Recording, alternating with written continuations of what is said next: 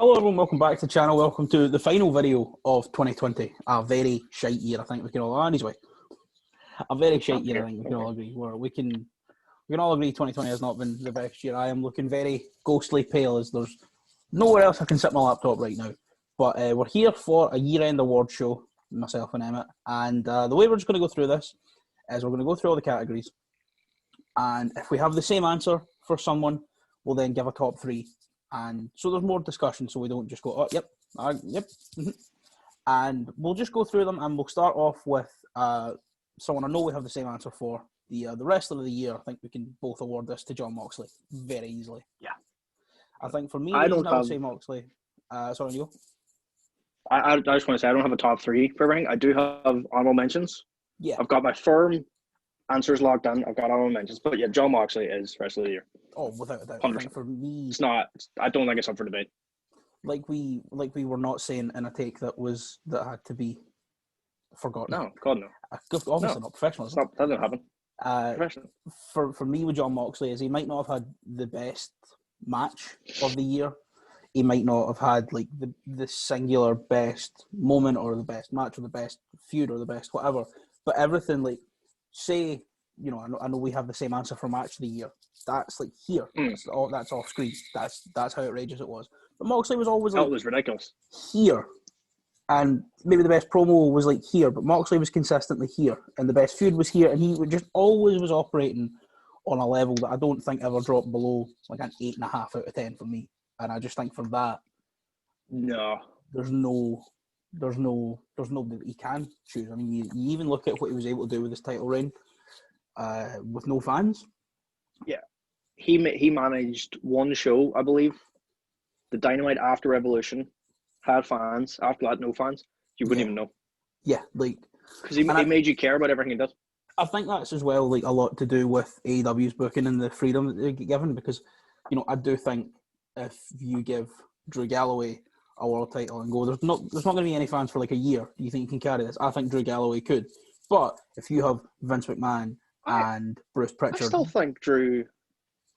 still think Drew had a pretty good go at it. I think he did. I feel bad for him, but I think he had a good go at it. Oh yeah, I think he's been great, but I also think you look at what they've done with Moxley in AEW. Like I think Drew's been amazing.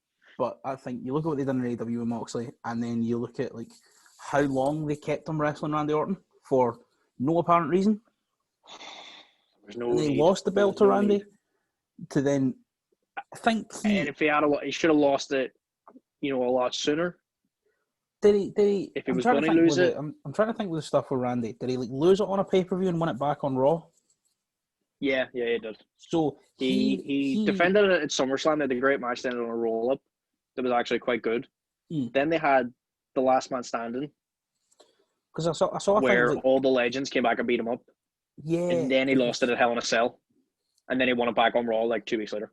But I saw a thing that was like every like you know how like WWE been doing who's had the best year, and they're showing like a photo of like each wrestler at every pay-per-view they wrestled on. It's like Drew has either walked in or walked out as WWE champion or number one contender at the WWE Championship. Because he walked out the Rumble with a shot at Mania.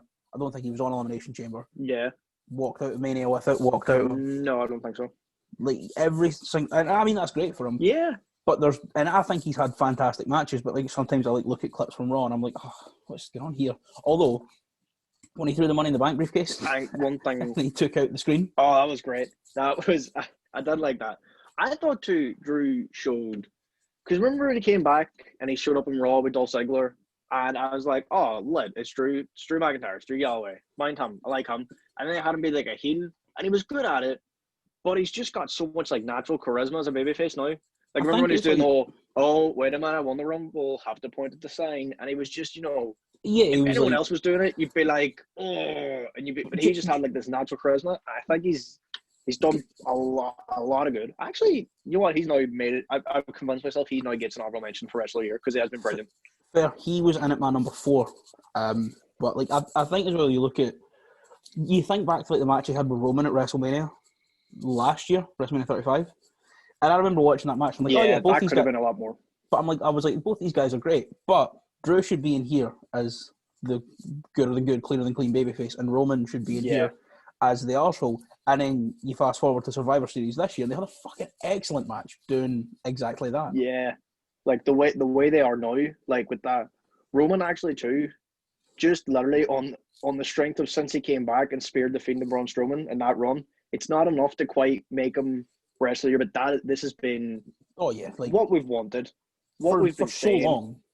because we knew how good Joanna Hawaii is, and he's phenomenal. Sure, I mean you were there. We were a quick story about Roman Reigns' comeback. We were sitting down, two of us watching SummerSlam in the living room, and he comes back and he spears the Fiend, and we couldn't really tell who it was because it was kind of obscured. But then for like 1 second of the before it just cuts to the Fiend like on the floor KO, you just see his tattoos, and I screamed. I was like, ah! And you're like, who is it? And I lost my voice screaming that So loud. happy. I was trying to say it was Roman Reigns, but back. my voice was gone, and you were like, who is it? I'm like, it's Roman. I remember I liked him, but I wasn't really. I was like, I like him as a wrestler, but I don't think he's doing his best work. And then I was heartbroken whenever he announced he had leukemia, because Oh yeah, that was like his character or not, he's a guy with a family and he works hard, and I wanted to be. And then when he came back, I thought, right, this is brilliant. They're not over pushing him; they're just going to let him be himself. Because you remember that when he was on backstage and he cut that promo about American football? I don't care about American football. I don't care, but he made me care. Yeah, it was like the thing about the Super Bowl. Yeah, it was like him and Birdman were having an argument or whatever, and I, don't care about American football. It's dumb. I don't like it. But he made me care because he's got that like natural charisma, and if you either just let him be himself or what he's doing now, being the head of the table, amazing. And I think that if he continues on this run next year, he might end up being wrestler of the year on main roster WWE. I realise we've totally strayed from the path that we were on about Moxley. But I do think those are, I mean, both those guys should be getting honourable mentions in your lists of the top guys. Yeah, they are. So for me, in at number 2, contrary to what you may believe after that big rant, I have Brody Lee. And he was there even before the tragedy that just happened. You know, you look at, I think back to this year, I think about the first show with no fans and how he debuted as the Exalted One and took the Dark Order from like quite irrelevant. I think it's safe to say they were foundering. They were like because they nearly had Marty, then they didn't have Marty, then they didn't know what to do. But they kept going on with the Exalted One, and I think as a fan, you watch AEW and you're like, right, this does have a point. It is going somewhere, but Marty couldn't debut. It was November. Marty Scurll was meant to debut as the Exalted One. Yeah, it was. So then it was another 3.5 months before Brody Lee debuted. And every week they were like, the Exalted One always coming. I'm like, oh, just fucking get it over with. But then eventually it led to the payoff. And I lost interest sort of in the Dark One. I was going, I mean, I really liked Stu and Grayson. I thought they were good wrestlers. I liked them as a tag team, but I was thinking, I don't really like what's going. But he showed up and it just legitimized it. I knew from WWE that he was good, and I knew he had more to offer, and I was pleasantly surprised by how much more he had to offer. Yeah, because I've gone back and watched, like, even before he came back, I'd watched like a little bit of like Chikara and CZW Brody Lee. I'd watched the cage match he had with Claudio, and I remember watching him as Luke Harper and going, it was around the time that he was nearly in the main event for WrestleMania. So around the time where the plan was the 4-way elimination match, and he didn't need to. Realistically, Luke Harper would have been going out first. If you give him 8 minutes in that match for those 3 guys, you'd have had an absolute stomper on your hands. I mean, and then he was in the Battle Royal. But I remember matches he was having. I just remember when he showed up in AEW. I remember when he showed up in AEW, and I was thinking, this is what I've always wanted to see, because I know the AEW grants all these people the freedom to do their own thing. Mm-hmm. But I also knew that he wasn't going to change his style completely. It's not like he was going to get there and he was going to be like, oh, well, WWE told me that I couldn't be doing Hurricane Ranas and Suicide Dive, so I'm a big guy, so now that's all I'm going to do. Because his character didn't suit it. No, it didn't. And, like, maybe if he had been ousted from the Dark Order a year or 2 down the line and Evil Uno is now the Exalted One, yeah, maybe then Mr. Brody Lee's going to be hitting some Hurricane Ranas, or he would have been. But I like how he didn't change his style. He still had this, like, methodical big man style. And one thing I picked up on, I was re-listening to his appearance on AEW Unrestricted, and he says in it, he goes, I always tell everyone I'm very poorly trained, and you can tell that if you look at my footwork, because my footwork's awful. And that's one thing I noticed, and I didn't know that it was awful because I'm not in any place to say. But Yeah. I always noticed watching him that his footwork was so different from everyone else. But I thought that made him better because it Yeah. made it look more. It I don't want to say didn't make it real, look like looked more. it didn't make it look like he was going out there to have a good match. It looked like he was going out there to hurt someone. Yeah, and that's And that's exactly what what he his wanted to character do. always was.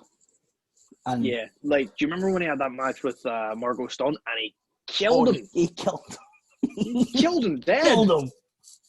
And those No, they those just- tapings everyone for the crack, they just fed Marco to him and Lance Archer. and Lance Archer, and he got murdered. Like he big time spiked on the vibes. Oh, big time. Lance Archer threw him from the Into the ring crowd. into that little like crowd. What was that about? Oh, it was class. I was watching go on because when I was looking and Marco, I don't know, was 5'1", 110 pounds. My girlfriend Rachel is 5'3". Sorry, my girlfriend Rachel is 5'3", 110 pounds. I was looking at Marco on the TV next to Brody Lee and looking at her and going, "God, you're tiny." That's God love him if he's her size. it's Because people on TV always look a bit bigger, but I had someone that was the same size next to me. I was like, "Oh God Almighty, oh yeah, God love him." that poor boy. But yeah, I think for He me, got Brody Lee killed. has to be number 2, especially as well you look at something I'm going to touch on later in more detail. But when he won the TNT title, Oh, I felt a way I was shocked. I felt a way I haven't felt about wrestling since I found out the secret. I guess because Yeah, since then I was like obsessed with it in a new way, like watching it and like working out how the stories are told and stuff. And then I just watched that and I was like, oh, he's killed it. He's killed Hulk Hogan. He's essentially Yeah. killed AEW's Hulk Hogan, and he's killed him dead. I think the thing about wrestling and finding out, that it's. I don't like to say fake because there's nothing fake about Yeah, it. there's, It looks like it hurt. Predetermined. Yeah. I think it's kind of like magic. Aye. When you're a kid and you love magic, and then you find out magic's not real, and you go one of two ways: you either go, "Oh, I've been lied to. I am disgusted, and never want to do this again," or you you're go, like, how? "How do they do that? Aye. How though?" And you just want to know more and more. And I think that's the kind of the way. I think a lot of people who are adults and I used to like wrestling, but then I found out it's fake and I hate it. See, I think if they came back and they just watched it for what it is, entertainment, Yeah, and started to learn about how it's done, I think a lot of people will come back to it I think that's if they got over their obsession. There's no stigmata anymore, as Yeah, Carmen there- Batazza would say. There's no stigmata. Just enjoy it. Aye, Just enjoy it for what it is. it really is class. And one thing as well, just to quickly segue on to my number 3 pick for Wrestler of the Year. If people are like fed up with WWE, you can watch anything else, and you will. I imagine 99% of people would find something they enjoy if they just knew what Yeah, it looked. there's a lot out there. And for that, to segue us on, I think my number 3 pick for Wrestler of the Year is Deonna Purrazzo over in Impact. I think she's had an Yeah, absolutely fantastic year. I'm going to kind of solo this one because I know you've not watched a lot of Impact. I've seen bits and pieces, and I was a fan of her work. Again, it was someone that I thought could have done a lot more. Yeah, Where she was, now she's an Impact. She's getting the chance to prove that she can do a lot of good work. So I think she's enjoyed. But I haven't watched a lot of Impact. So you go. see, You I go think ahead. she's in. She immediately went into what I would say is the second deepest women's division in the world, without a doubt.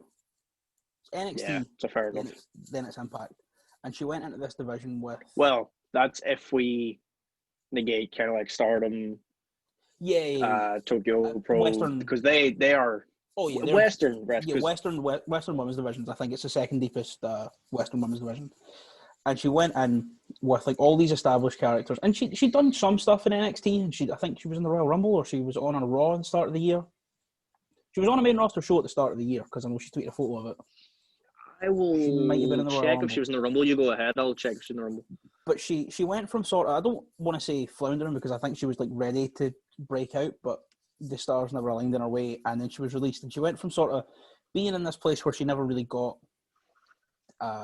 she never really broke out, and a lot of people that get released from NXT, you're kind of like, oh well, NXT is a place where a lot of people do break out. What's the crack with this? Yeah, But I just don't think it was ever like in the card for her at the right time. And then she comes into Impact with like Taya Valkyrie, Rosemary. I know she hadn't been at the tapings, but even then she hadn't left, so Tessa was still there. Jordan She was Grace, not- Tasha, and she was Kiera not in the and- Women's Rumble. well, but she then immediately went into this division with like Jordan Grace, Tasha Steelz, Kiera Hogan, Taya Valkyrie, Rosemary. Tessa Blanchard was still technically on the books, and just immediately made an impact. And I mean, no pun intended. We'll not mention Tessa, but she was There it is. No, right. that's not. But she went in there, immediately called out Jordan Grace, and then beat her for the championship at our first pay-per-view, and then had a brilliant rematch with her in the Iron Man. Then she had that no disqualification match with Su Yung. She had a brilliant feud with Su Yung, and ended out the year still as the Knockouts champ, a 2-time Knockouts champ, because she lost it, and then she was meant to be against Kelly Ray, who was also still there at the time when she lost Su Yung. But I thought she's been class this year. And Su Yung was the surprise. Yeah.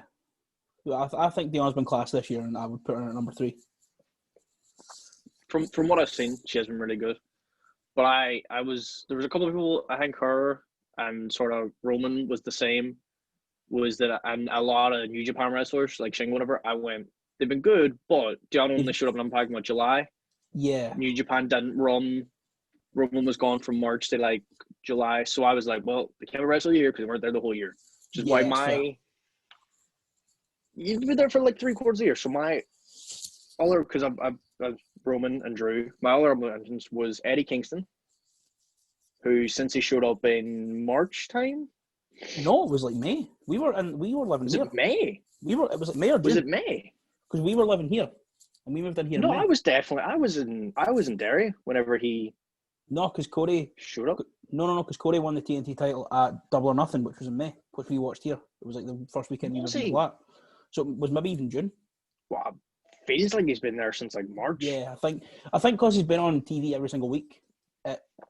Yeah, well, he was, because he just makes me, whatever he's doing, doesn't matter what, doesn't matter if he's having a go at Scavone, doesn't matter if he's getting choked to death by Moxley with barbed wire, or if he's like that fan cam somebody made. It's like, first of all, I got a GD, I don't know what audacity means.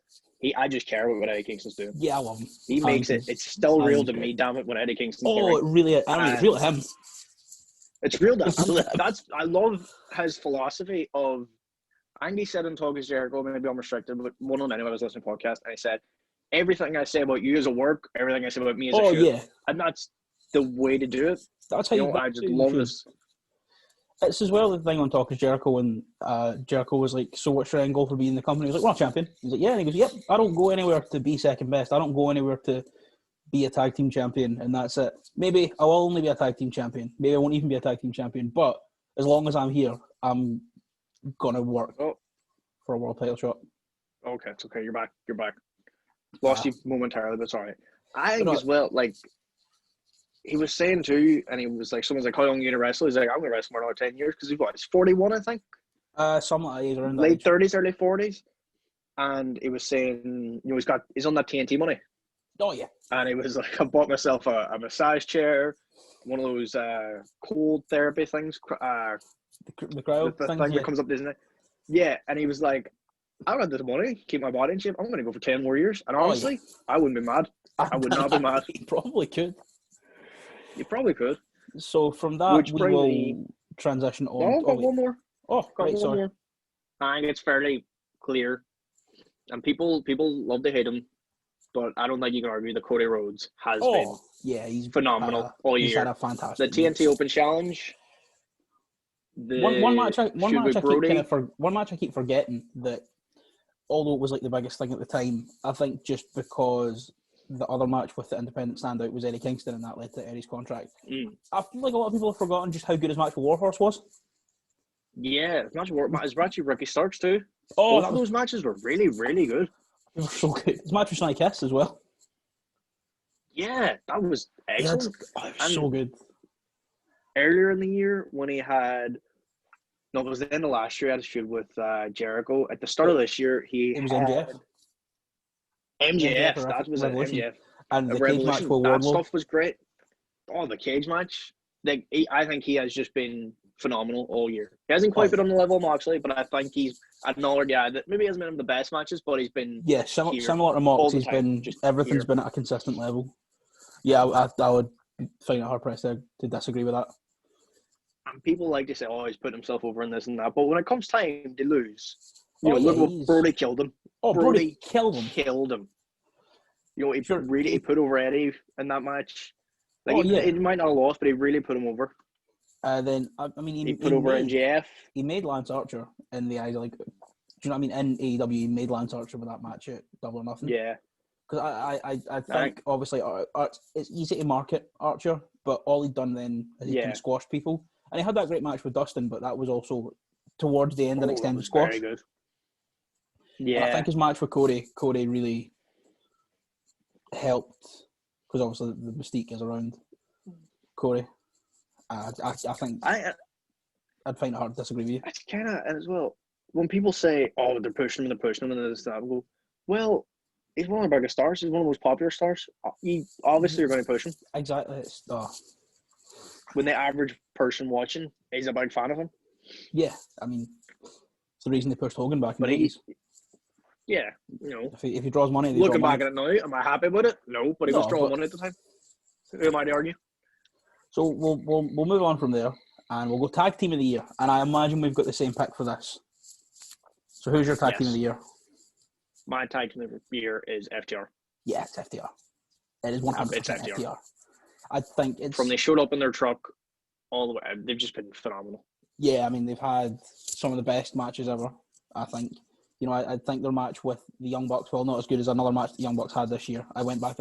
I was struggling to pick one. I went back and I watched them back to back, and it's very close. It is very close. It is close. But I think the other one has a full crowd, and that tips it. Yeah, I think that's...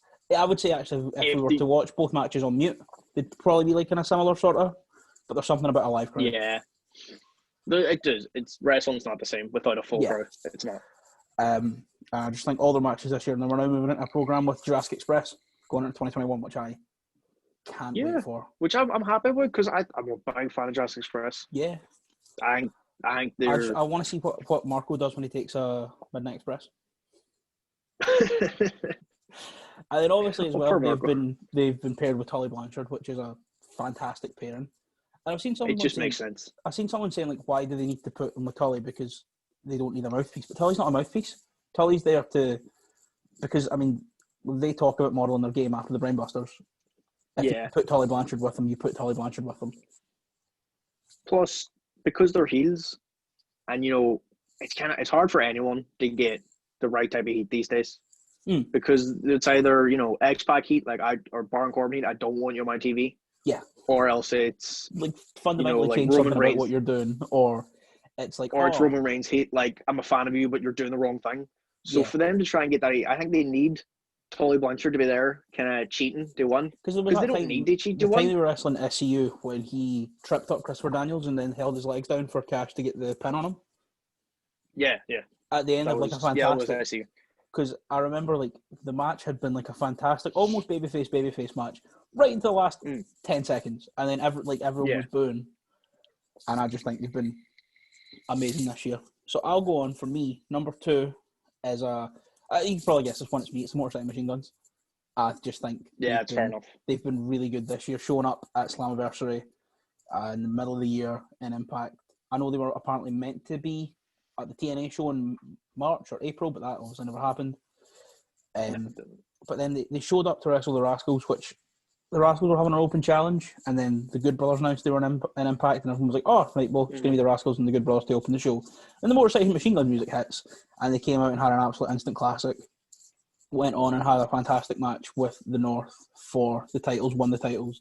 Ended up dropping them because Shelley had got hurt, and now they're on a path to reclaim them off the Good Brothers and heading Hard to Kill for that 6-man, which is going to be class. Oh yeah, is it the It's them and Rich Swann against the club and the Good Brothers and Kenny. Yeah, that's right.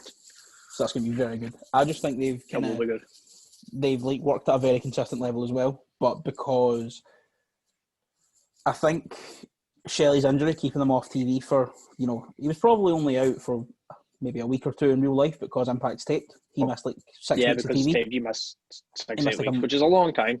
Yeah, in the world of professional wrestling. And I know that I think Dax like hurt his knee in a match this year, but he was only out for 2 weeks. Yeah, because they're doing week to week. So it was probably the exact same thing, but you know, they missed less time. And then for me, a team that I always liked, but I wasn't sure how much I could like them until I got back into Impact. My number 3 pick is the North. Yeah, they have been very good.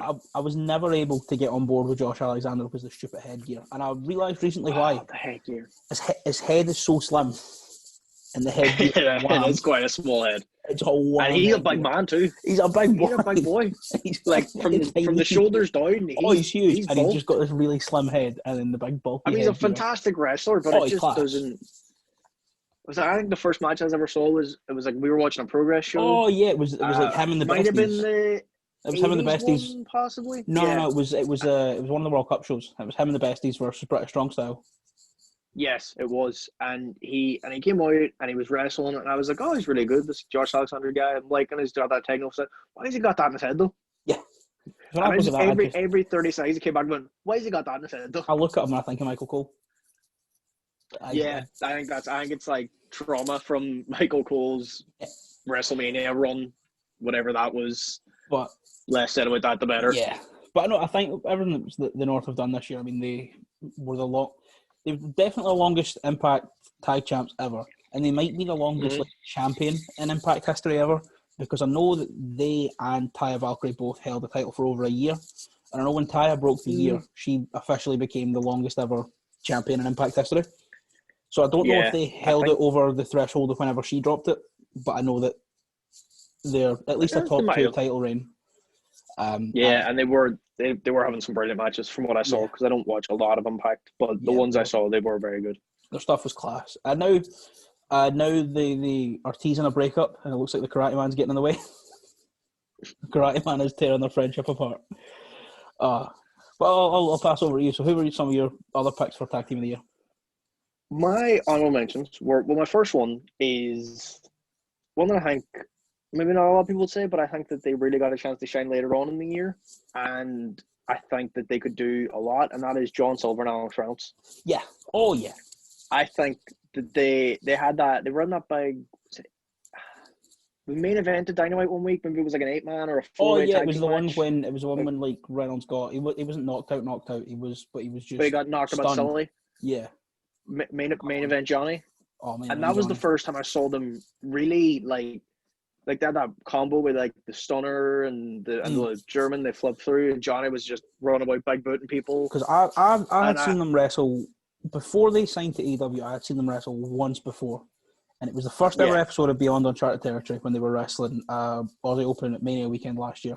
I mean, me and you are both big Aussie Open marks. Big fans of Aussie Open. My signed print isn't here. Never mind. My print is behind me, like behind my shoulders. In the room across from you. But I think the Aussie Open are great, and I was like, oh, it's Beyond. I've kind of heard good things about Beyond, and then I watched it, and the Beaver Boys beat them, and I was like, fucking dicks. What a good match. But no, I'm raging. Then they showed up in AEW, they lost a lot, joined the Dark Order. I was like, yeah, I like them, I think they're good. And then this year they just broke out. They really did. And well, they haven't got a lot of chances they shine in the ring. They've just, what they've been doing on BTE has just been phenomenal. Like because AEW's got like Ross and they've got 2 hours of television a week. Well, they've got Dark, but Dark's kind of the one that's been used to get a lot of indie guys bookings, which is a good thing. That's a good thing, because the indie wrestling economy is in the toilet at the moment. But like when they finally got a chance, they really go for it in a match, go all out, rock out with the proverbial cock out. Oh yeah! Wow, they were phenomenal, and I think that next year they could do a lot of good stuff. I can see. I think they could very easily turn babyface and just be, and I feel bad. Alex Reynolds is very good, but he's got a bit of the more genetics about him. He does, because John's just. But the thing is as well, right? Main event Johnny. Do you know what I think it is? It's not so much that he's got a bit of the more genetics about him, because Jannetty kind of lacked quite a lot of the charisma that Michael's like. He's got a bit of the Angelo Dawkins about him. A very charismatic guy. The Tonga Loa. The Tonga Loas of the world. Very, very, very, very, very charismatic guys. But they're next to like a Tamatonga or a Montez Ford or it's John like, Silver. I'm alright at cooking. I'm pretty good. Can make a decent meal. But if I'm stood next to Gordon Ramsay, it's like, God, this guy is terrible. What is going on here? It's like, well, it's not my fault. It's because of who I'm next to. And I feel the same way about Alex Reynolds. It's like, he is quite charismatic, but John Silver. Yeah, he's mental. He's just my favorite. He's been one of my favorite things of the year. I Not like a wrestler of the year, but just like an enigma of the year. Yeah, He's just been phenomenal. I have another thing coming later on the list that I have silvered down for. So who's your third pick for my taking the other year? one? If I consult my notes, well, the Young Bucks obviously. Young Bucks are always good. Oh yeah, that's Always. They're always consistently good. I think you see them come out, you know they're gonna have a good match. I think one thing, now known because apparently Don Callis had said that the plan for the Impact thing had been in the works since the end of last year, and it was originally to come in to help Kenny after the big bad evil Hangman Page turned on him, but then the crowd got over with Hangman more. So I don't know why they were teasing the Young Bucks turning if they knew this was in the pipeline, because I think that's one thing that kind of threw me off the Young Bucks was all the overturn heel, over not, all we're gonna. I was waiting for the heel turn. I was excited for it. Yes, and that is one thing that's kind of put them down the list for me a bit. Is I was very excited for the heel turn. I wanted to see where it was going. And then they didn't, and I was like, but they still have fantastic matches. And then my final honorable mention is always good, the Undisputed Era. Any combination of the Undisputed Era. Without a doubt, I think the class, yeah. Red Dragon, Kyle and Roddy, as a four-man in War Games, I think they're always good. I think NXT's suffered a bit this year, and I haven't watched as much of it as maybe I would have liked to. But any combination of the Undisputed Era is always great. I think, after... What was it? Since the Great American Bash, or since they put the belt on Balor, I think they've really been doing well, because up until then they were like, oh fuck, AEW's doing this. Well, I know we had a title match planned for 3 weeks, but AEW has Moxley defending next week, so why don't we just bring it forward? It's not the way to do it. It's not the way you do it. And I think since then, I think the biggest thing you can see about this is Rhea Ripley and how she's recovered. I think the recovery of NXT has been entirely linked with the recovery of Rhea Ripley, because they're just going, look, this is the story we want to tell. We'll tell it on our own terms, and we'll have better shows because of it. I think what makes it really obvious to me is that all important 18 to 49 demographic that everyone loves to talk about, that I don't really understand, but I know it's important. Yeah. I think NXT have beat AEW in that demographic once, and it was when Rhea Ripley won the title. Yeah. Because they said, here's the story. Here's the time we're going to tell it in. We're going to build to it. We're going to have the big blow-off match. We're not going to rush it. We're not going to mess about. We're just going to tell the story we want to tell. And it worked. And they won. Yeah. They won the ratings war that night. They won the ratings battle, I suppose. Because when you focus on your own thing, there's no point, looking at what other people are doing. And it goes for real life too. Don't look at what other people are doing. That doesn't matter. You focus on what you're doing. Yeah, I think, and I mean, they've succeeded now at the end of the year when they've been doing that. So I guess we'll move on to the third category, match of the year. And I know we have the exact same match. Yeah, same. It's and the Young Bucks versus it's Hangman the Young Bucks versus Kenny and Hangman. It's just without a doubt. I don't think there's anything we can say about this match that hasn't been said a million times over on the internet since February. I think there's one thing I want to point out is, if I just do a bit of research really quickly. Yeah, Revolution 2020. Have you watched the match recently? It was on weekday. All right. Well, maybe this. How long do you think that match was? It feels so much longer, doesn't it? Because we've said this before. It feels like about half an hour. It is. Where is it? It is 30 minutes and 5 seconds. It somehow feels like 10 minutes and an hour at the same time. Yeah, it's just. Do you know what I think it is? I saw someone compared it to if a tag team match had the same stakes as the last day of the G1. Yeah. And that's kind of how they all wrestle, because a lot of the time the last day of the G1 blocks is more intense than the G1 final, because there's a lot of interweaving stories going in. And sometimes whoever wins the final match on the final day might not even be in the final. They are fighting to keep someone out. And I think that's the best way I can describe it, as it was a block final of the G1, but in a tag team match. It was like the bell rang, and it was immediately, I don't wrong, I like a match that builds, but it immediately just went, fifth gear straight away, and ridiculous. Some of the bumps that were taken. But as well, and the storytelling, there was Hangman got fired up beat them both on his own, which I really, because the whole thing he was playing second fiddle to Omega, who was playing second fiddle to Omega, was him that beat them both on his own when Omega was down. And then at the end with a tease, and it kind of looked like they were going to triple super kick him. Then it looked like Hangman was going to hit the buckshot on Kenny, and it was just fantastic, start to finish. Everything, the story building up, the promos, the actual match, the aftermath, everything about it, everything from Hangman and Omega won the titles, and he's surfed away through the crowd up to that point. And beyond was just fantastic. Realistically, everything from when the Bucks wouldn't second him against Jericho on BT. Yeah, really, from there on, and it's another example of they had the story they wanted to tell, they knew what they wanted to do, and they told it, and they didn't rush it or mess about with it or panic because the ratings were dipping or whatever. They just told the story because they knew it would pay off, and it did. And it produced what I think is the best match of the year. Yeah, I think for me then, number 2 on my list, I imagine it's also the same. And it's Bucks versus FTR. I actually didn't put that into the mentions just because I had the Bucks and Kenny, and I knew we were going to talk about FTR anyway.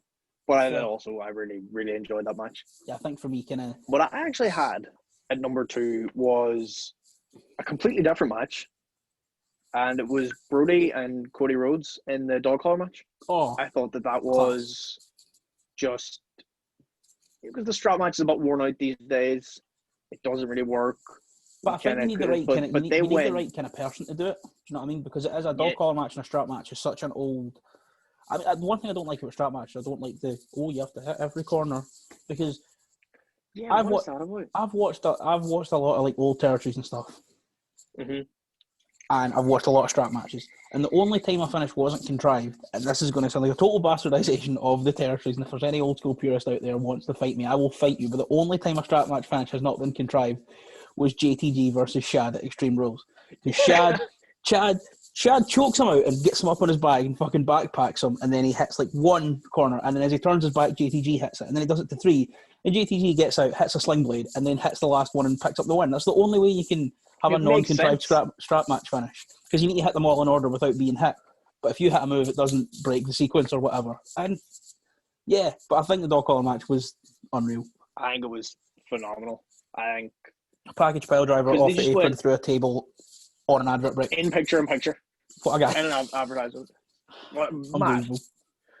It was just like the way I remember watching it on Fight. Sorry, I remember watching that on Fight, and then the commentators like they'd been a bit like sort of like, I didn't remember like JR saying they were going to picture in picture, and they'd been a bit like low energy for a few minutes. I was like, oh, what's going on? Because they're.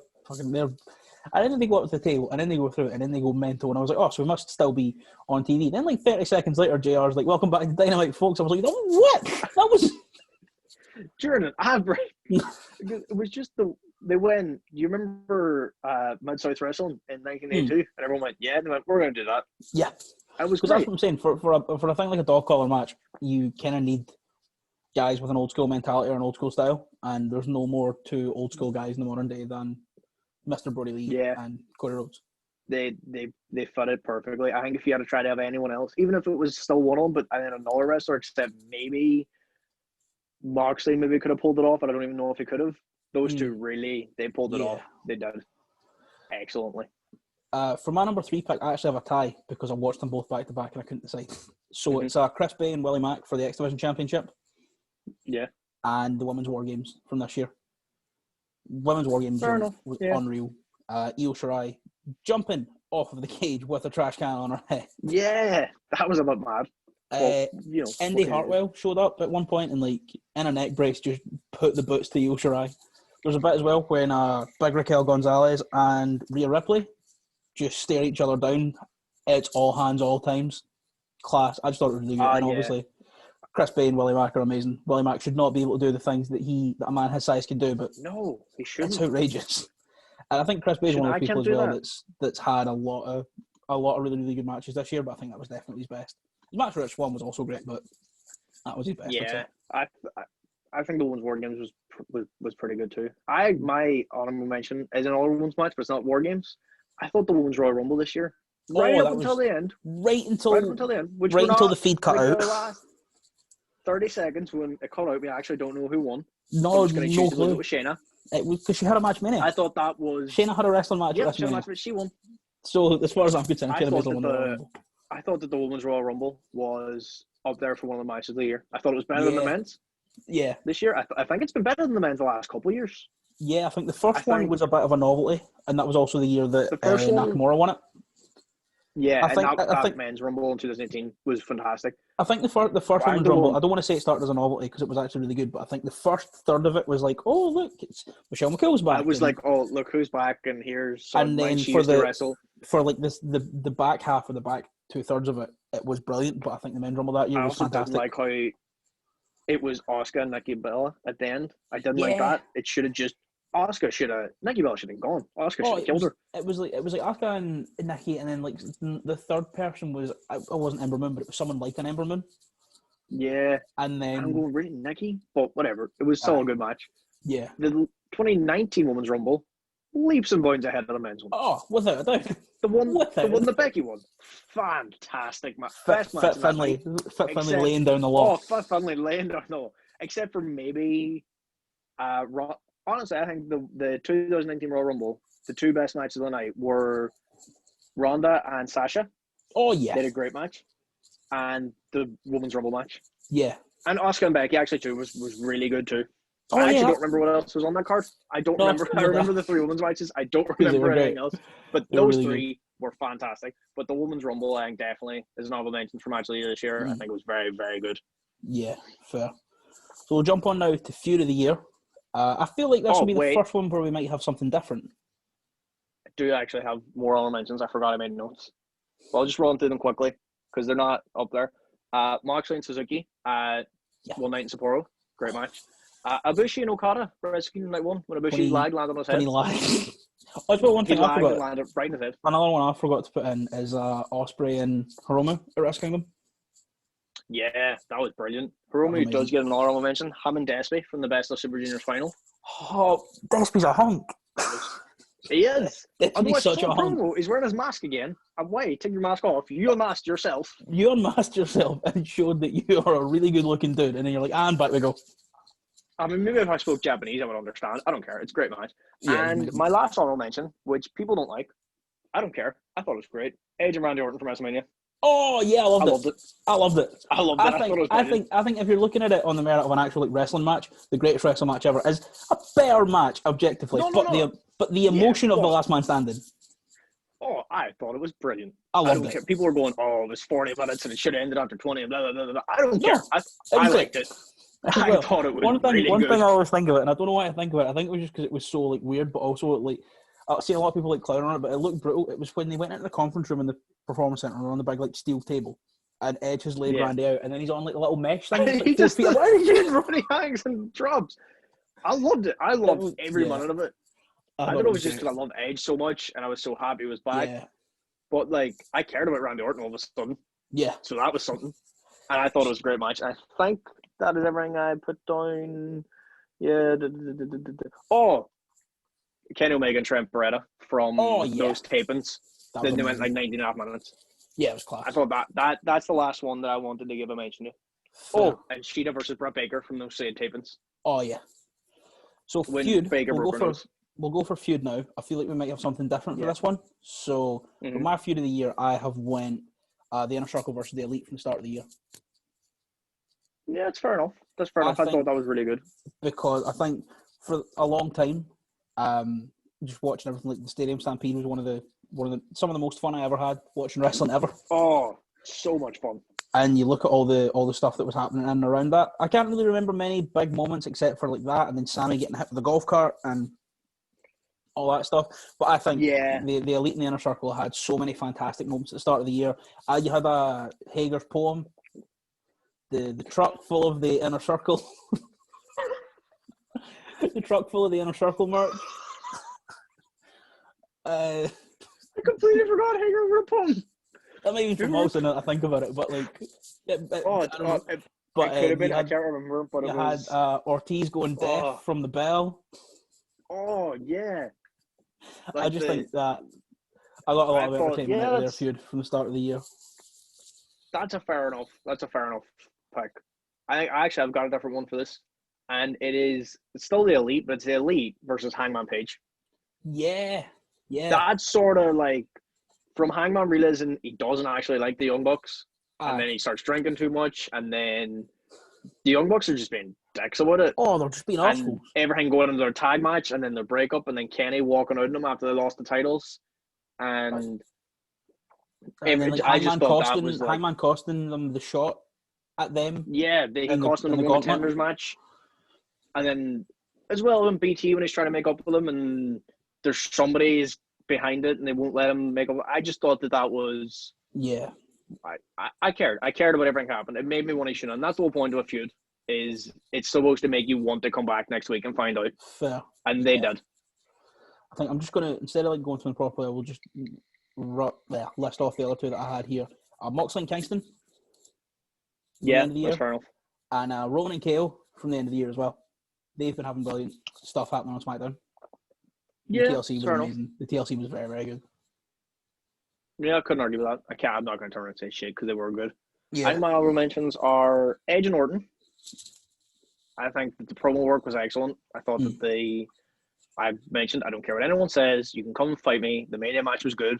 And class. Roman and Jey Uso. Yeah, that was also really, really good. Because it takes a lot to get me to watch SmackDown. Yeah, it takes a lot to get me to watch SmackDown. Like, I know it's good. I would watch their bits. I think I was going to put it there, but I think the stuff with KO has been a little bit more. I think because he's been fighting against like Roman and Jey and Paul Heyman, and Kevin Owens is finally the character that we've known he could be for years. Yeah. And I just really like what's going on over there. Moment of the year. We have the same one. I know for that. Yeah, for a fact. That is Brody Lee murdering Cody. Yeah. We spoke about it, talking about rolling over him. We spoke about it a lot when we talked about Brody Lee in the rest of the year. So I don't really want to gloss over it, but I will just say he didn't even hook the leg. Didn't even hook the leg. That's all we need to say. It didn't hook the leg. I remember I was watching it as it happened, which wasn't live, but it was as it was airing on Fight, and I was kind of looking at my watch, just going, "There's only 3 minutes left," and I was like, "Well, maybe because it started because the NBA might run over," and he comes out and he just kills him. Yeah, just kills him. Cody got like I think he jumped him before the bell. Probably. He might have. I think Cody got like one offensive move on. Then at the end, like with Anna Jay, choking out Brandy, and it was class. Brings out the new title and he bonks Cody in the head with the bag of title. It was just everything about it, start to finish, was... It was amazing. I was sitting with this look on my face and like, what? Yeah. What is going on here? I thought that was... It did exactly what it was meant to do. It shocked me. Like I said, I felt a way about that I haven't felt about wrestling since I discovered that it is what it is. So I think from my other two, I have, if we're just going to look at it as a singular moment, even though what happened after ended up being naff because the world reopened, Jay White was able to get back in. But going evil, and everyone was surprised that a man called Evil in all caps turned evil. I think if we look at what happened after, it's a bit touch and go. It's a bit but we're looking at a moment, and as a moment, it was pretty good. And for my third one, I've just kind of put down a Royal Rumble adjacent shenanigans because we have Edge coming back, we have Drew toppling Brock and winning the Rumble and then beating Brock at Mania. So I think I'll kind of lump them all because they all stemmed from the one Rumble. Yeah, I think my mentions was Eddie Kingston's debut. I jumped up out of my seat very excitedly. Oh yeah. And my number two, I think he was in Doc Martens for that because he sold his wrestling boots. I think he might have been. I think he was just on a pair of Docs. Fair play. Yeah, fair. You couldn't wrestle him. I couldn't. But it was like Brody was here, but then right here was Edge coming back. Yeah. Because I remember we were watching the Rumble live. It was like the last show that you're really watching a lot of people. Maybe Mighty Revolution, maybe. We watched Revolution just us too. Yeah, we did. But I had partially torn one of the ligaments in my knee. Sitting on the sofa, miserable. Edge's music hit, and I tried to jump up in excitement. Yeah, forgot that I had torn something in my knee, buckled again, in excruciating pain. Didn't care because Edge was back. Yeah, it was just a great moment. Aye, I mean, you can't. You think back to this year, it's one of the top things everyone talks about. It's mental that was this year. Oh yeah, so mad. So for one here, I've now got newcomer of the year. And Yeah. I have my third mention, my third pick is a tie between two people who have been about for a long time, but they've only really like got to show what they can do. But for proper newcomers, I imagine we have the same one. I've got Dominic Mysterio. Dominic Mysterio. I've got Dominic Mysterio. I mean, he's proper definite newcomer. He isn't. He's first not been match around this for a year, while. and it He's was- like, No, he he was hasn't. amazing. His first match really good. ever was on SummerSlam against Seth Rollins, and see if he wasn't good. See if he had like the in-ring skill of David Flair. I'd be like, oh, fucking nepotism. But I don't think Rey Mysterio would have put his son in a position But he was like that good. if he didn't know that he could hold his own.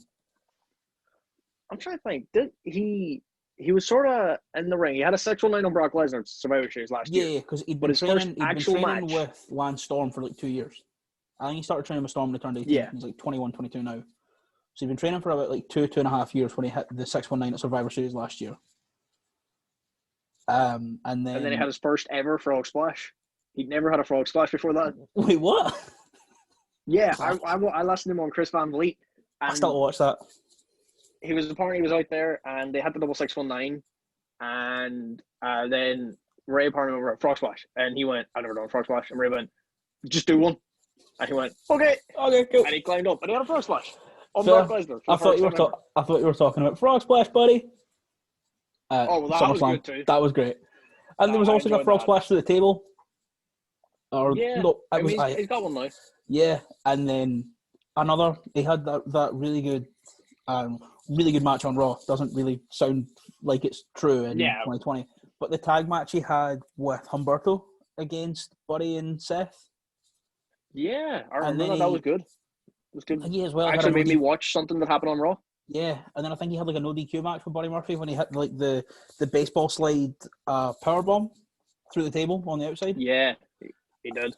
I just think Dominic Mysterio. I think he's been class. for newcomer of the year. I think definitely. Yeah, my honourable mention. Sorry, you go.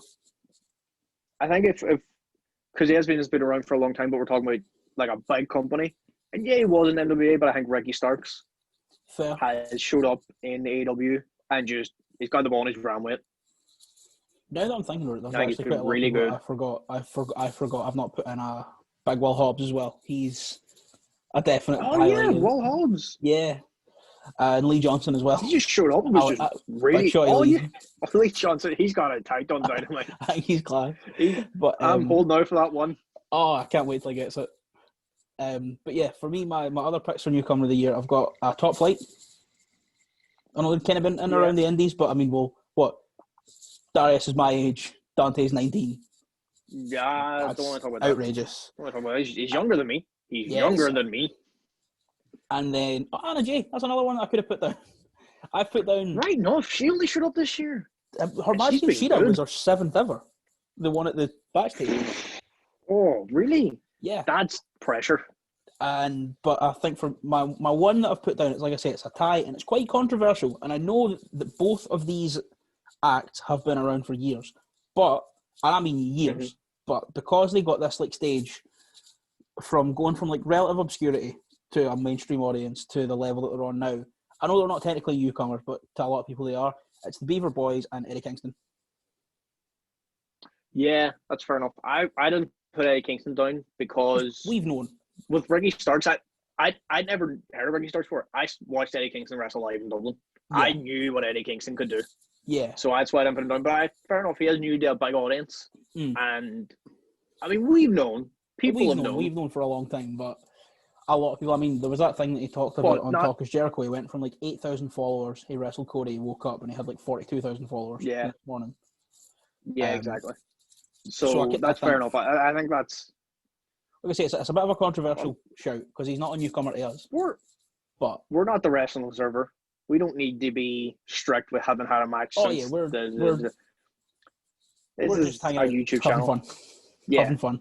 I think it's fair enough because I mean, what's the biggest venue he ever did before? Probably a couple thousand people Yeah, probably like a 3,000-4,000. at Mania something, weekend with, like, or something. yeah, maybe like an NWA show in like Georgia or somewhere because he was in NWA with that. Remember that promo from NWA when it's When like the Screwdriver. No, that one too. But it was the Pope, D'Angelo De Niro, and he was like Mm, the mouthpiece of James Storm and Bram. And yeah. he keeps referring to Bram as Tom because that's his real name. And then he like square up to it. And then Homicide just walks out cool as you like in his fucking baggy chinos. And you're like, oh, Yeah. Eddie Kingston and Homicide in the NWA. But they Someone's go getting jumped from probably a couple of thousand people to, eight, to, 900, a million people on TNT. to the And main he event hasn't of a struggled. pay per view in like, what, 5 months? Something like that. Because a lot of people say, "Oh, well, your favorite and the rest, I couldn't cut it on TV." Yes, he Yeah, you can. could. That's He the proof. has. That is the proof. He has. He showed up and he went, "I'm just going to do the exact same thing, and it's going to work." And it Because that's does. the It thing. It's like works. It has. I think that was one of those things I always said about Eddie Kingston is Eddie Kingston's a gimmick that works anywhere. The same way that MJF works anywhere. The same way that, but I don't think, the Wyatt family couldn't work on the British and Irish Indies. The Wyatt, No, there's not the scope for it. The there's not.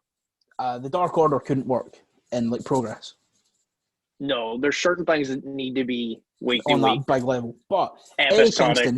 But Eddie Kingston, MJF, MJF, guys like those can work anywhere.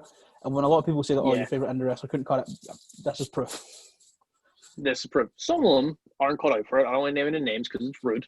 Yeah, But there's some that, they do. Well, not that they personally have a ceiling. What they're doing right now has a ceiling. yeah, Like I'll say, and this doesn't knock on Gene Money. I'm a big fan of him.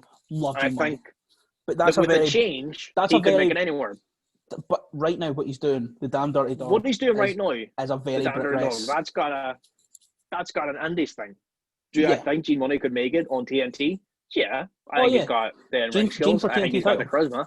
Gene for TNT Gene title. for TNT. I think he's got the charisma. I think he's got the in-ring skills, in-ring skills, and the charisma. I think if he changed his gimmick, sure he could.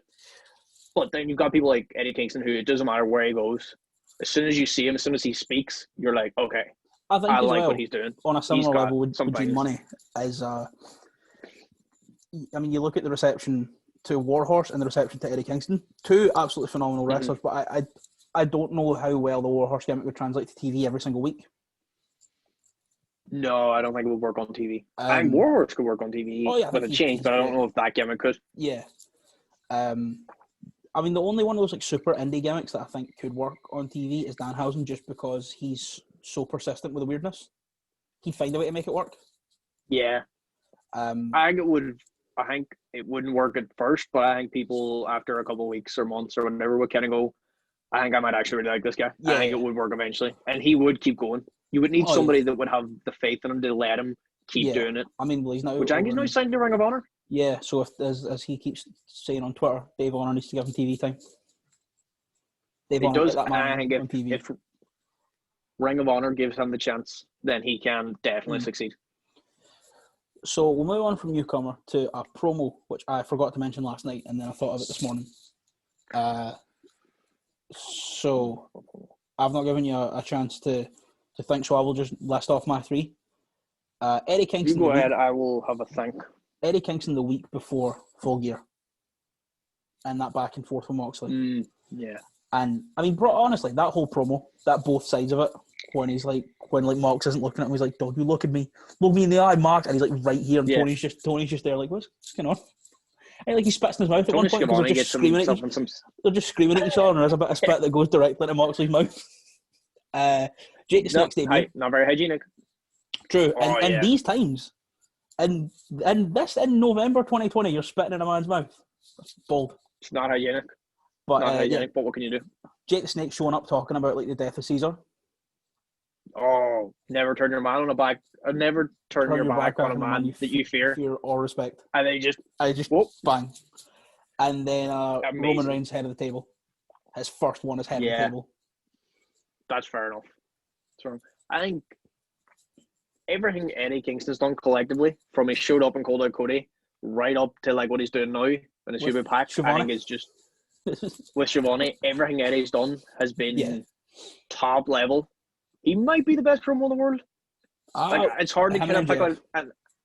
It's hard to pick out an individual one, Yeah, it is Hammer MJF. It's hard to pick an individual, but as a promo guy, Eddie, as an individual promo, Edge's one when he returned, talking about grit and determination and how he had to fight back to get back to wrestling and calling out Randy Orton. I thought that was excellent. And one you didn't mention is MJF and Moxley and the lawyer. Oh, yeah. 1 second. Yeah. Yeah, what do you want? What? I can't remember. The one with Yeah, the lawyer one was class. MJF and Moxley and the lawyer, I thought that was really good. Also, even though I don't speak Japanese, I saw like the end of it. It was the evil one when he with Dick Togo. He just you could just see that the crowd were biting on every word. Also, one thing I saw recently. Speaking of which, that's just reminded me of one I forgot for Moment of the Year. Did we do Moment of the Year? I think we did. Yeah, we did. When Kenta attacked Naito at the end of Wrestle Kingdom. Oh yeah, that's how long this year has been. When Naito was doing his roll call, he finally got his big moment, and Kenta ruined it. I thought that was really good. Also, a couple other reshouts for promo of the year, just things I forgot. Did you see the one that Gabriel Kidd cut recently after like he lost again and he's just backstage and he's like, I know I can. He's just pretty much. He's just like that one was really good. And also, I've not seen the whole thing, but I saw that Ospreay posted it, and it's like from the press conferences, like because he's wrestling Okada, isn't he? Yeah, he is. He's wrestling Okada wrestling him. So he's just talking to Okada, and I was listening to it, and he's kind of going through, and I was like, I'm just going to skip to the 2 slides of the instant. I'm going to skip to this one and just see, and he just looks and goes, "Look at my geezer," and I was like, "Promo of the year." He's looked because Okada in the eye and called him geezer. One I did enjoy as well, Ospreay actually, because Ospreay's not known for his promo ability, but I think he's sort of coming out of a shell. But was when he challenged Okada in the match and he goes through the whole thing, and Okada just goes, "Then I understood 2 words: Okada, Wrestle Kingdom," and you're like, "Oh, amazing!" Yeah.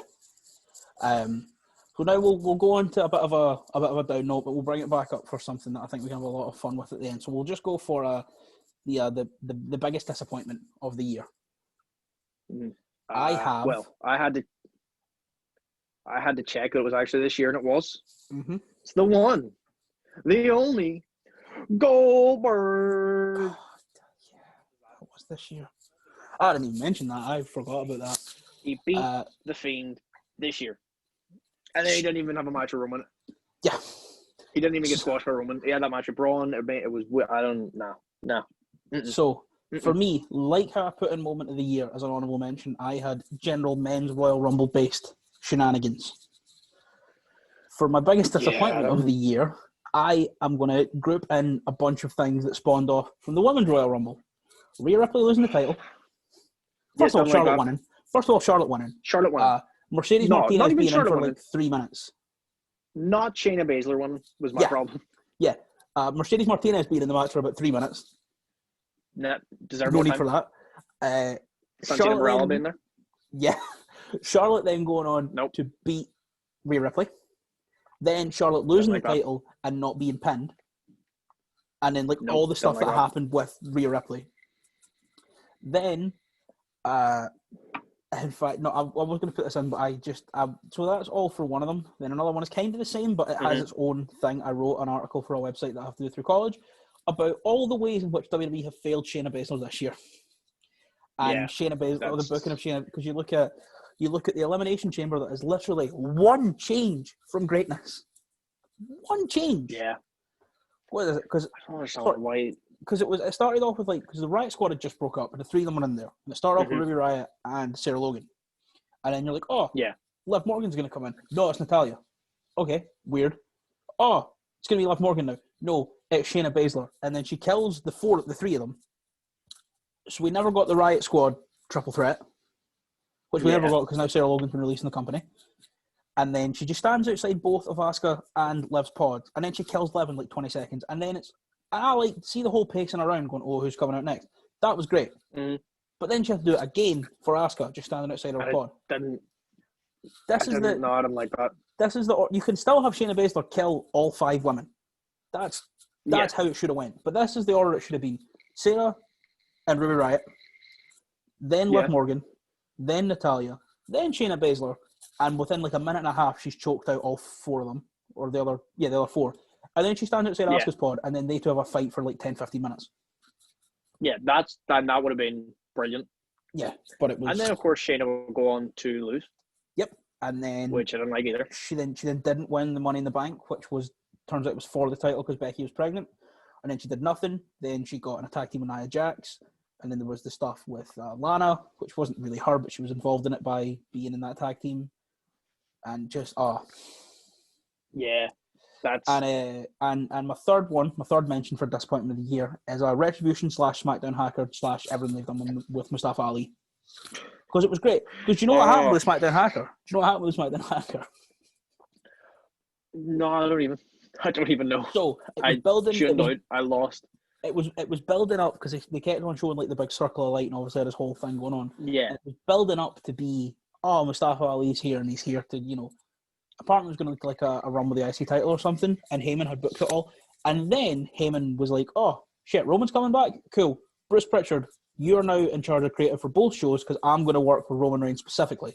Bruce Pritchard was like, cool. Mm-hmm. You know this thing you're doing with Mustafa Ali? Yep. Well, I fucking hate him because he hates him. Bruce Pritchard doesn't get it, and he fucking hates Mustafa Ali. How did he not get it? He's so good. I don't Oh. know. And then he went and just killed the SmackDown hacker gimmick dead. Then it was Retribution, and then he mentioned in a promo like a month ago, offhand, that he was like, hey, remember the SmackDown hacker? That was me. Oh, I've always been trying to destroy WWE from the inside. I never mentioned it again. Yeah, I don't... The Retribution thing is really... Because I like a lot of the people in Retribution. I think they're really good. Mercedes Martinez is back to NXT now, thank God. Yep, where she belongs. Yeah. I don't like how... I'm such a big fan of Mae Young. Yeah. I'm just watching clubs of it and seeing her. I'm like, no. The seizure against the Hurt Business, she could do so much more. As well, do you know that there's one person who has thrived on being in Retribution, and it's Dijak. T-Bar. T-Bar is out here. T-Bar is out here on Twitter. T-Bar 1.87 million. True. But he should still be Dijak. I know that T-Bar is ratings, but Dijak is more ratings. Yeah. I think, for me, for this one, Goldberg was number 1. I wasn't even up for debate. I forgot. Number 2 was something that wasn't anyone's fault, but it was losing Blood and Guts. Yeah. I was really looking forward to it. I think as well, on a similar vein, the AEW Women's Division, that's also no one's fault. Yeah. But everything that happened... Just because... Like Chris Statlander's hurt, and then so many people are trapped in Japan.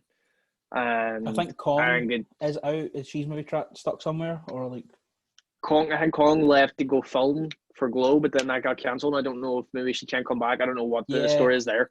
Yeah. But I think the AEW Women's Division has been a bit of a letdown, and not through any of the actual wrestlers' faults. I think that Britt Baker has been doing a lot of really good things. I really would love to see more Layla Hirsch. Yeah, I think she's fantastic. Sure. I'm a big fan of hers. That's one thing I'm so excited for the crossover with Impact for. Because like I say, I think they have the second deepest women's division in the West.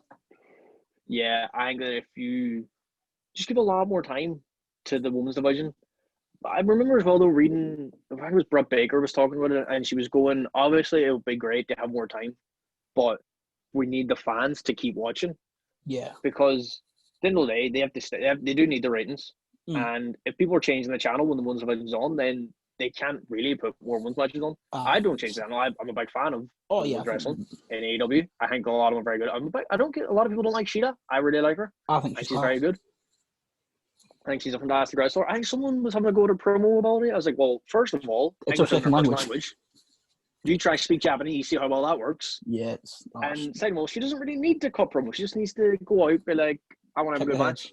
And then have a good match, because she's very good in the ring. Yeah. But I think that the women's division, I would like to see more of it next year. I'd like to see more Layla Hirsch, more Britt Baker, hopefully Statlanders. She's been on BT a couple of times. She's walking. I don't think she's back the full wrestling. Hopefully when she comes back, I'd like to see a lot more of her. But it has been a bit of a letdown. Yeah. But like you were saying as well, with Blood and Guts, I think everything was building to that show. I mean, we got Stadium Stampede because we didn't get Blood and Guts, but... Which was great, but I do want to see Blood and Guts. I think Yeah. we will see it when we can, but I do. Mm. I want to see it. Fair. I'm not sure your third other mention, or was it the women's division as well? I don't. Yeah, I don't really think. I try not to focus on the Yeah. disappointing stuff because I hate those people that are just online going, "Oh well, this is terrible, this is terrible." I was like, we don't have to watch it then. I hate that, you know, but it's YouTube. You gotta get the clicks. At the time, it bothers me. Don't get me wrong, but then I Yeah, try but my then- best to sort of put it on See, my mind. Like, I'll just go. I need to look at it and laugh like the way I look at Retribution. You know what I mean? Yeah, And for the Shayna Baszler stuff, she's still in the trenches, so I can't laugh at that because I love her so much. But with the Rhea Ripley stuff, now she's I'm like, gonna. She's better come back. oh. I think one other thing I would say is maybe the stuff with you kind of mentioned it, Evil and winning the title, but then losing the title, and then Jay White came back, and I don't. Yeah, I think they could fix it.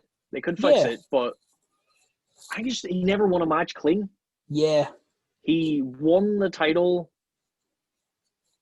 via shenanigans, and then he dropped it clean, and then was he a 2-time champ? No, he was like the third one defense reign in the last 2 years. Yeah, or no defense reign. If he had just won a couple of matches clean, then it would have been good. But they just, I think maybe they just kind of realized they went, "Oh wait, Wrestle Kingdom soon. Do we want Evil in the main event?" Yeah, and then they took it off him. I think that was a bit of a letdown. We'll move on to the final category, and this is one we're going to have a lot of fun with. To raise the mood, I've got the funniest moment in wrestling for the year. And for the first time, I think I mentioned it. We didn't do pay-per-view of the year. Oh, we didn't do pay-per-view of the year, actually, We didn't do pay-per-view. So we end on that then, because that's a more wrestling-focused one. Yeah, we're going to end on pay-per-view. But we've got funniest moment of the year. I have a tie for this, a tie for first, because I couldn't separate them. And it's John Silver milks 10. Yeah. Johnny Thirsty! Johnny Hungry. Yeah. And Le Dinner Debonair. Le Dinner Debonair was phenomenal. MJF won New York Times Performer of the Year for it. He did. What was that about? But yeah, they are tied first for me because I just couldn't separate the two. Well, I've got my honorable mention is the same as my disappointment. It's the one. It's the only. It's Goldberg because I just thought it was hilarious at the time. Because I remember going, "Oh, he's going to beat the Fiend," and you were like, "Shut up." I was like, "No, he's going to beat," and then he beat the Fiend. And it was just funny. It was just. I was so upset. If you don't laugh, he'd cry. You said it, and I was like, "No," because Vince will feel the negative energy in the universe, and he will bring it in. That's how he stays alive. That's how he still gets up at 4 a.m. to bench press 3 cows at the age of 74, whatever it is. I think he's like 76. I don't know. He's old anyway. He's mad. But my winner is, and it was so I was trying my best to pick one, and because I watched last night. Did you watch that Being the Elite? But it was like the tribute to Brody. Oh yeah. And I watched that, and just everything the Dark Order done on Being the Elite. Like, would you remember when John Silver wrote Brody sucks on the mirror in marker?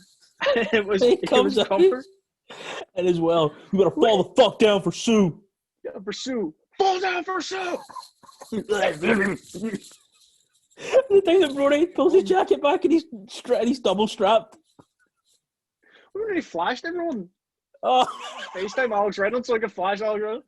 Did he get a clean cut? He did a nice chop with a piece. Yeah. When he hugged Evil Uno, and you remember when I hugged you? I'm taking it back. But the stuff for Sue, the fall down for Sue, I think is number one. As well, see, whenever they start singing, and it's Silver going, "A 1, a 2, a skiddly diddly do, a skiddly diddly do, adrenaline in my soul, something, Cody Rhodes." Yeah, I think the Dark Order and Being the Elite are up there as well, and then some other mentions for myself. So other things I've put down here as kind of a big list, although a lot of it was Dark Order BT related. Everything they did was just the one that stands out the most for me of everything they did is when Silver milked 10. Because it's the bit when you just see Brody, or no, it's Anna walks off and she just walks behind Cutler, and you just hear her stifling a laugh so much. Then she comes back into do the bench press. That whole segment was great. But I then the weight is so clearly off camera. Oh yeah, Because she puts like another 3 plates on either side. Yeah, And it's then it like comes back and it's like 600 kilos or something. And then it comes back and it's like Grayson and 10 are on either side. And like, what the fuck? Stadium Stampede as well is up there because that was just amazing. I think as well, even though like, because I think everything about the Stadium Stampede was so funny, but like in a good way. Like even the stuff that was super serious was really funny, like the bar fight where he fucking slides him along. Yeah, it was like, it's something you had to kind of remove yourself from it and go, I like my wrestling to be serious. Because you're watching that and like I'm going to just enjoy this. Especially the bar fight between Hager and Hangman. You're watching that and you're like, this is like coordinated in the way that you would see in like a proper movie, but it's on a wrestling pay-per-view, and that's what made it quite funny. Then you had Sammy running first of all, Matt Jackson, the 100 yards in Northern Lights. Yeah. Sammy running from the golf cart at the Inner Circle in matching gear and like the football jerseys. And Jericho, they all had like, I think Hager had 69 on his. Yeah, Hager had 69 when Knox threw a flag on the play. There was that, yeah. Jericho, the mascot got Jackson DeVille gets fucking. Yeah, I thought that was good. He gets, and then another one from an All Elite Wrestling cinematic match. It was when the competition was in the mud. I enjoyed that very, because you can tell that while Matt's current gimmick of whatever it is he's doing with the like, I'm the best thing that's ever happened. Yeah. Oh, by the way, did you know that I was once in the hardest? Yeah. And you can tell that it's all very tongue in cheek, but at the same time, he's got a point. Yeah. He was in one of the best tag teams ever. He's been in some of the best matches ever. He is a living legend. He's got a point, and stuff like that. Just I really enjoy it. That sort of meta humor of But Matt Hardy's as well. He's one of the only people he's one of the only. Oh, the Hurricane show. The Hurricane coming out of the Lake of Reincarnation. But then he comes out as like Gregory Helms, investigative reporter, or Shane Helms, investigative reporter. And he's like, some say that this feud is cursed. What do you say? I love the Hurricane. I think the Hurricane's fantastic. If there was a non-wrestler category, I think the Hurricane would be up there. Yeah, I love him.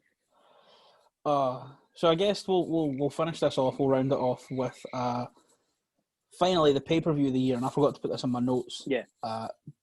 So I'll let you take the lead on this one. I think it's fairly clean cut. Revolution. Yeah, that was my AEW first Revolution. instinct as AEW Revolution, without a doubt. It's just if I get the card up, I think I still have the card here. Okay, yeah. So the Dark Order, Evil and Stu Grayson defeated SU on the pre-show. Yeah, that was really good. I don't remember that much, but I mean they're good. It opened with Hager and Dustin, which was weird, but I loved it though. If you'd have told me, I would have cared about Jake Hager and Dustin Rhodes at the end of last year. I'm like, yeah, okay then. But I really did. The tag match, which was, Darby Allin and Sammy Guevara, who remind me of Eddie and Ray, and I'll be taking no further questions on the matter. Yeah. That's my opinion. I think they're fantastic. I think they've had 2 matches now. They had that one and then the one at the tapings, the like batch tapings of 8 weeks of TV in 2 days, which was great. Nyla Rose and Chris Statlander had a really good match, which I think suffered because it came right after the tag match, but it was still really good. It was fantastic. But I mean, everyone was MJF and Cody. Yeah, MJF and Cody had a great match. The main event, Moxley and Jericho, was great, and a match that I think was one of my favorite of the year, when Pac and Orange Cassidy. Yeah, that was so good. Because you were kind of the fans were kind of not in the arena, but in general, were kind of 50-50. Half of us, me included, loved Orange Cassidy. Thought great, love what he's doing. Thought everyone, this is dumb. Why is he doing those shit little kicks? What's this about? But then he just proved that he could really wrestle, and they went 13 minutes, and it was fantastic. I think are we counting NXT takeovers? Yeah, they're they are pay-per-views. They're on the network. They're behind the paywall. Takeover Portland, right at the start of the year. Yeah, Takeover Portland. Because wait there, let me get the card up. But I remember because it was Johnny Gargano turning heel, and the main event, and it was Dijak and Keith Lee. Yeah. Yeah. Results. Keith Lee defeats Dominic Dijakovic. in 20 minutes and Mhm. 20 seconds, and there was a bit where he sits Keith Lee down on like an announcer's table all the way back there, and then does his like springboard corkscrew moonsault off the apron, but like Yeah, over one of the announce tables. Dakota Kai and Tegan Knox in a street fight. yeah, that was good. That was like the bump on the table when like she hit it at a weird angle and like tipped it Ooh. over and just Oh, yeah. Yep. Finn Balor and Johnny remember Gargano. that? Mhm. Balor and Gargano. Aboff. Rhea Ripley and Bianca Belair. Mhm. Then the Broserweights defeated Fish and O'Reilly for the tag titles. Yeah, that's right. That was this year. And when they drove like the Bromobile from Orlando to Portland. Yeah. And then Adam Cole and Tommaso Ciampa in the main event. That was one of the I show thought that I was. really. And then a third one. I'm trying to think because you know the Well, I've takeovers have all been definitely, quite good this year, but the AEW shows I've have been definitely really got good some this more. year. Because the thing about takeovers to me is like 2 years ago when I first got back into wrestling, I loved them, but now I hate to sound like Matthew Gregg, but you watch an NXT takeover and it is sort of like, oh, you've seen the first match and you're like, all right, well, second match is quite similar, third match is quite similar, the fourth match is quite similar. By the time you get to the main event, you're like, this is really good, but I've seen it. You know what I mean? I think, and for me, I do think now they're getting kind of better at it because they're pushing the right people at the right time for different matches. yeah, Because, well, I mean, you had Dexter Lumis and Cameron Grimes. They're not going to have the same match that was different. And it was the same with Rhea Ripley and Bianca at Portland. Mm. And Which is why I think. I think Gargano and Balor had a really good match as well on that card because they sort of took the normal takeover formula but made it a bit more strong style, I guess. Made it a bit more Kings Road. Yeah. And I really like that. I think for something to make it as like pay-per-view of the year for me, it has to have a lot of variety, which I think why Revolution was my pick. But I think a close second was Night 2 of Wrestle Kingdom. For me, number 3, I was just going to put Night 2 was very good. But Night 2 was... Wrestling as a whole, fair enough. Night 2 was very, very good. Night 2 was, because I remember, I watched Night 1 the day before. And because I remember I was working Saturday night in the off license that night, and that was a Saturday morning. Or the Friday. I'd been working... I was off when Night 1 was airing. But I remember just being sat there in the back, just like, please don't come in. It's 12 o'clock. Why do you need 3 bottles of Buckfast at this time? Leave me for another 40 minutes so I can just leave me alone for 40 minutes so I can watch Will Ospreay and Romu. And to be fair, I got right to the final 5 minutes before someone walked in. But as soon as I then when like it started picking up, and I was like, right, well, I'm just going to watch this when I go home. And I got in, opened my laptop, and just watched it, and it was amazing. So yeah. I think Night 2 was a better night, but I would put... Yeah, but as a whole, Wrestling as a whole was fantastic. And also the Royal Rumble. I liked... Although I didn't love the men's Royal Rumble, but I thought the women's Royal Rumble was fantastic. And what's on the card? You had another Brian and fairly good strap match. Yeah. A pretty good strap match. Roman Reigns finally put Baron Corbin away, and that was the end of that. The dog food was this year. Oh God! Yeah, no, I don't like that. Let's not talk about that. That's not pay-per-view of the year. In the pre-show, in a really good match, Sheamus and Chad Gable. I'm not going to say it. You will not make me say it. No. As well, Andrade and Humberto went 15 minutes in the pre-show for the US title. Yeah, I thought the Royal Rumble was a good show. Yeah, the Royal Rumble is always the best show of the year. Yeah, without a doubt. Without a doubt. Let's see. I think Mania was okay too. Mania was. I think Mania came in for a lot of stick, but like Mania was a very good variety show, especially with the Boneyard and the Firefly Funhouse, and just some weird results in weird places. And the fact we got the exact I didn't love Mania. We got the same world title match 2 nights in a row. Oh yeah, right enough. Although I do think basically a squash. I do think Drew squashing Brock would have been that exact match would have worked brilliant in front of a crowd. Can you imagine Brock hits one like German and then immediately Drew kips up Claymore in front of like 90,000 people. Yeah. If I had been in front of Raymond James Stadium the way it was meant to be, I think that would have been really good. But Yeah. in that empty performance center, it was about Yeah. I liked it, maybe but I if it had also been the think Thunderdome. I think for me, I was watching. I was like, this. I was watching. Going, this match is fine, but it'd be good in front of a crowd, and that was kind of Yeah, what I I had think to. a lot of this year suffered from having no crowd because it's Yeah, I such an guess. integral part of wrestling. Yeah, I think it's AEW obviously worked out their way around it. They only had one show with no one there, and Yeah, that was the very first show. One thing I forgot for yeah. promo of the year was Cody's promo at that first on the show on the 18th of March. Oh Yeah, yeah, that was good. but I think, like you say, a lot of wrestling has struggled from the no crowd, and eventually WWE came into their own with the Thunderdome. AEW were doing their thing. I like the Thunderdome. I like Thunderdome. I think there's only, like I say, one thing I always say about the empty stuff is if you are going to have... Oh, one thing I forgot from Match of the Year. Will Ospreay and Bea Priestley. From No Fans Monday. Oh yeah, When he No Fans Monday. hidden Like blades the missus. He's sleeping on the couch. Yeah, she But took that nasty bump off the apron onto the hardwood floor. Looked fucking Oh, brutal. What that I've been was saying about all the empty sore arena looking. stuff is if you're going to have an empty arena, you need to make sure the in-ring is perfect.